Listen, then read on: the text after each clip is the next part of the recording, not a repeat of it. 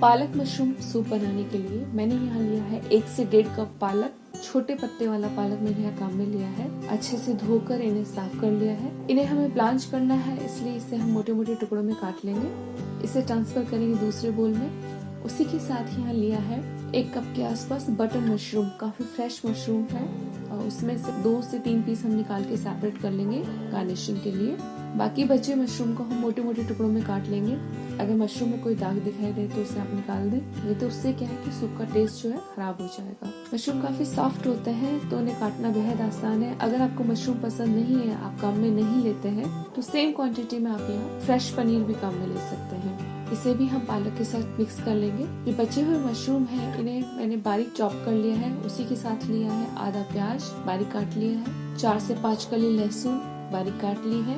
साथ ही लिए हैं कुछ ड्राई फ्रूट्स जो कि सूप को काफी क्रीमी फ्लेवर देंगे। 4 से 5 बादाम, काजू, साथ ही कुछ अखरोट। मैंने यहाँ बहुत कम क्वांटिटी ली है, आप टेस्ट के अकॉर्डिंग ड्राई फ्रूट्स की क्वांटिटी बढ़ा भी सकते हैं। अभी सब्जियों को ब्लांच करना है तो एक पैन में पानी बॉईल करेंगे और उसमें साथ में मैंने ऐड किया है 1 पिंच नमक, जो कि पालक के कलर को बनाए रखेगा। जैसे ही पानी में बॉईल आता है, वेजिटेबल्स ऐड करेंगे। इसी के साथ ऐड करेंगे ड्राई फ्रूट्स, ताकि ड्राई फ्रूट्स भी थोड़े से कुक और सॉफ्ट हो जाए, जिससे कि इन्हें पीसने में हमें काफी आसानी होगी। पालक और मशरूम दोनों को ही ज्यादा पकाने की जरूरत नहीं होती है। मिक्स करेंगे और 1 से 2 मिनट के लिए हमें कुक करना है।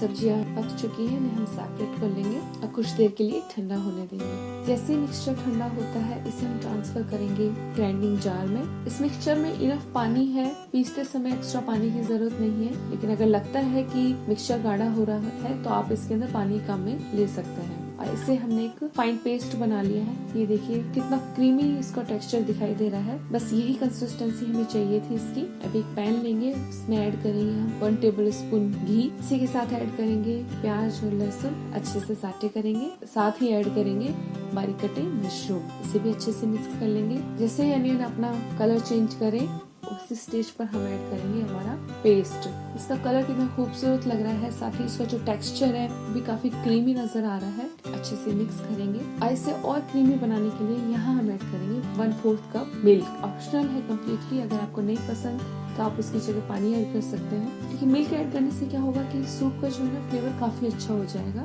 अच्छे से मिक्स करेंगे और एक बॉयल आने देंगे। मिक्सचर जैसे कुक होगा वो थोड़ा सा गाढ़ा हो जाएगा, इसलिए जरूरी है कि उसे थोड़ा सा चलाते रहें और एक अच्छा सा बॉयल आने दें। और जैसे ही अच्छा सा बॉयल आ जाए, इसमें ऐड करेंगे स्पाइसेस। स्पाइसेस में हम यहाँ सिर्फ ऐड करेंगे पिसी हुई काली मिर्च 1 टीस्पून, साथ ही नमक स्वाद के अनुसार। बेहद कम सामग्री में हम इस सूप को बनाने जा रहे हैं और ये बहुत जल्दी से बन जाता है। अच्छे से मिक्स करेंगे और ये हमारा सूप तैयार है। गर्मा गर्म इसे सर्व करिए, गार्निश करिए मशरूम स्लाइस से और साथ ही थोड़ी ग्रेटेड चीज से। तो देखा दोस्तों कितना आसान है इसे बनाना। अगर आपको ये रेसिपी अच्छी लगी हो तो लाइक करिए, शेयर करिए, साथ ही चैनल को सब्सक्राइब करिए। यकीन मानिए इसको बनाना जितना आसान है, इसका स्वाद इतना ही लाजवाब है। तो एक बार ट्राई करना तो बनता है।